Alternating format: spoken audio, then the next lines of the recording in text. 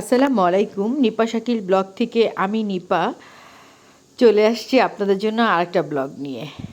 Bag গুছাচ্ছি, Cox's Bazar যাব দুই friend মিলে। সকাল 8:45-এ আমাদের ফ্লাইট, তাই ব্যাগটা গুছিয়ে রাখছি, কারণ বাসা থেকে বের হতে হবে 6:30টার মধ্যে, গাড়ি চলে আসবে। সব কিছু গুছিয়ে রাখলাম যেন সকালবেলা খুঁজতে না হয়, সব রেডি। ভোরবেলা উঠে নামাজ পড়ে রেডি হয়ে যাচ্ছিলাম। এই তো বের হয়ে গিয়েছি। রাস্তা কাটার কারণে গাড়ি গেটের সামনে আসতে পারে নাই, খুব বেশি হাঁটতে হয়নি। এই তো গাড়ি চলে এসেছে, আমার ফ্রেন্ড গাড়ি পাঠিয়েছে আমাকে নিয়ে, তারপরে ও বাসার থেকে ওকে নিয়ে তারপরে এয়ারপোর্টের উদ্দেশ্যে রওনা দিয়ে দিলাম আমরা। সকাল টাইম, রাস্তা একদম ফাঁকা ছিল, কোনো জ্যাম পাইনি। এয়ারপোর্টে চলে এসেছি, আমাদের ব্যাগগুলো নামিয়ে দেওয়া হচ্ছে। এয়ারপোর্টে আমরা এসেছি 7:30টার মধ্যে চলে এসেছি। ব্যাগ নিয়ে ঢুকে গেলাম ইউএস বাংলার কাউন্টারে। ব্যাগ জমা দিয়ে তারপরে আমরা বোর্ডিং পাস নিয়ে চলে গেলাম এয়ারবাসে করে, যে প্লেনে উঠবো সেখানে। আমরা ইউএস বাংলায় যাচ্ছিলাম এই প্লেনটার মধ্যে সবাই উঠছিল, আমিও উঠছিলাম। প্লেনে উঠে পড়লাম, সামনে আমার ফ্রেন্ড, পিছনে তার মেট, আমি পিছনে ভিডিও করছিলাম। আলহামদুলিল্লাহ আমাদের সিটগুলোতে আমরা 3জন বসে পড়লাম। 55 মিনিট পর প্লেন ল্যান্ড করলো, আমরা এক এক করে সবাই প্লেন থেকে নামলাম। আমরা আমাদের ব্যাগ নিয়ে তারপরে চলে যাব এয়ারপোর্ট থেকে। ব্যাগ নিয়ে আমরা বের হচ্ছি। হোটেল রামাদানের গাড়ি পিক করার জন্য চলে এসেছে। আমরা 10:30টার মধ্যে হোটেলে চলে এসেছি। আমার ফ্রেন্ড হোটেলের ফর্মালিটিগুলো পূরণ করছে 2টার আগে, যেহেতু আমরা রুম পাবো না। আমরা আমাদের ব্যাগ রেখে আমরা চলে যাব এখান থেকে ইনানি বিচে। ইনানি বিচের উদ্দেশ্যে আমরা রওনা দিয়ে দিয়েছি। আমাদের সাথে ছিল আমার ফ্রেন্ডের মেয়েটা খুবই ভালো ছিল, ওর নাম নাসিমা। আমরা ইনানিতে চলে এসেছি। আমি, আমার ফ্রেন্ড আর নাসিমা আমরা ইনানি বিচটা ঘুরে দেখছিলাম।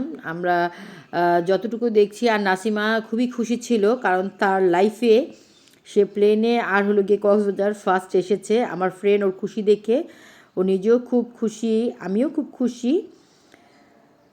ইনানি থেকে চলে আসলাম আমরা একটা রেস্টুরেন্টে দুপুরে লাঞ্চ করব, কারণ প্লেনে স্যান্ডউইচ আমি আর নাসিমা খেয়েছি। স্যান্ডউইচটা খুব ভালো ছিল না। তো দুপুর 1টা বেজে গিয়েছে, সকাল থেকে আমরা ওরকম কোনো কিছুই খাইনি। আমরা এখন লাঞ্চ করব। দুপুর টাইম ওরকম রেস্টুরেন্টে কেউ দেখলাম না। রেস্টুরেন্টের নামটা আমি পরে বলবো। খুব সুন্দর রেস্টুরেন্টটা, খুবই সুন্দর। কেউ যদি খাবার খেতে খেতে এত সুন্দর ভিউ দেখেন, খাবারের মজা আর ভিউ সব কিছু মিলিয়ে খুব সুন্দর। জায়গাটা খুবই ভালো লেগেছে আমাদের কাছে।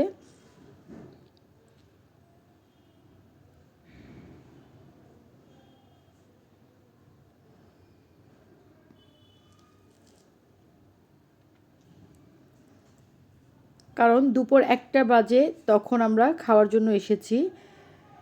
রেস্টুরেন্টে ওরকম কেউই ছিল না, শুধু উপরের ফ্লোরে আমরাই ছিলাম।